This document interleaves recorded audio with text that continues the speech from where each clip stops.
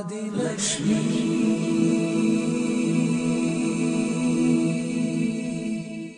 श्री धनलक्ष्मी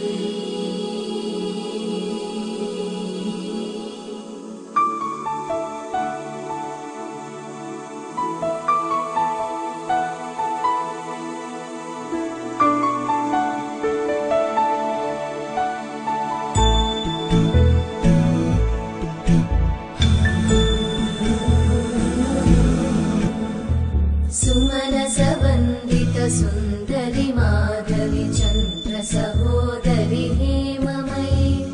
मुनिगणवन्दित मोक्षप्रदायिनि मञ्जुळवासिनि वेदनुते पङ्कजवासिनि देव सुपूजित सद्गुणवर्षिणि शान्तियुते जय जय हे मधुसूदन कामिनि आदिलक्ष्मि जय पालय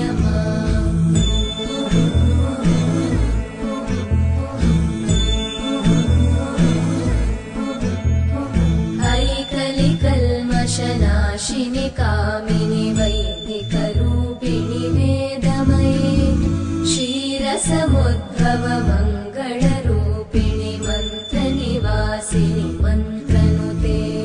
मङ्गलदायिनि अम्बुजवासिनि देवगणाश्रितपादयुते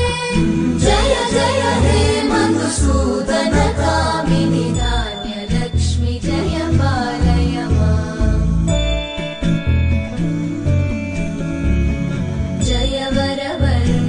वैष्णवि भार्गवि मन्त्रस्वरूपिणि मन्त्रमये सुरगणपूजित शीघ्रफलप्रद ज्ञानविकासिनि शास्त्रनुते भवभयहारिणि पापविमोचनि साधुजनाश्रितपादयुते जय जय हे मधुसूदन कामिनि धैर्यलक्ष्मि जय पालय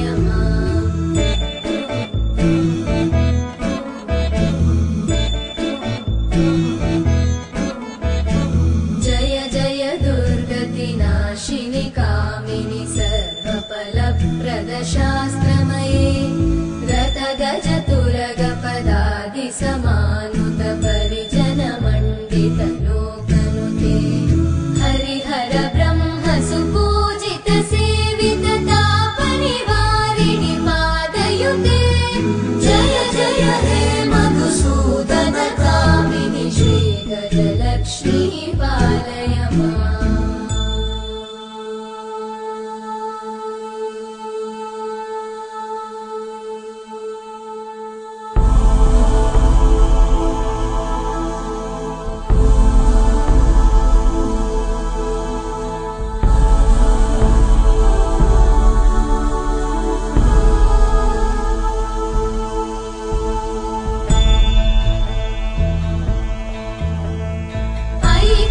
वाहिनि मोहिनि चक्रिणि रागविवर्धिनि ज्ञानमये गुणगणवारिधि लोकहितैषिणि सकलस्वरवरदाननुते सकल सुरासुर देव मुनीश्वर मानव वन्दित पादयुते जय जय हे मधुसूदन कामिनि सन्तान लक्ष्मि पालय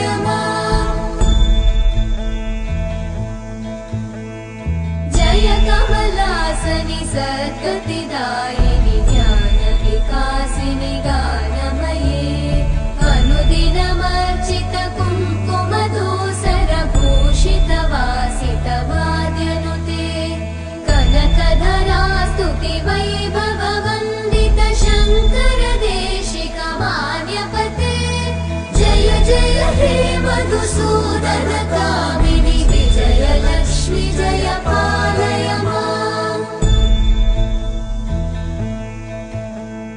प्रणत सुरेश्वरि भारति भार्गवि शोकविनाशिनि रत्नमये